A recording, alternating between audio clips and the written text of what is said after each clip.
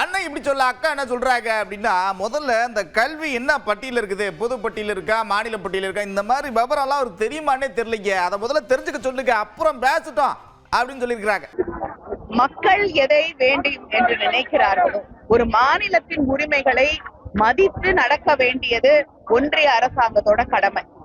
அதனால மாநிலங்களுக்கு எந்த உரிமையும் கிடையாது.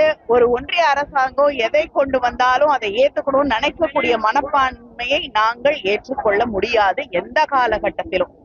இது கன்கரண்ட் லிஸ்ட்ல இருக்கு, பொது பட்டியல்ல இருக்கு, அவங்க பட்டியல்ல இல்ல. இது டிஃபென்ஸ் சார்ந்த ஒரு விஷயம் இல்ல. அத அமைச்சர் அன்பு கூர்ந்து தயவு செய்து புரிந்து கொள்ள வேண்டும்.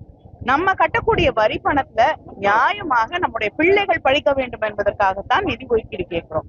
அதை மறுக்கிறதுக்கு அவங்களுக்கு எந்த உரிமையும் கிடையாது.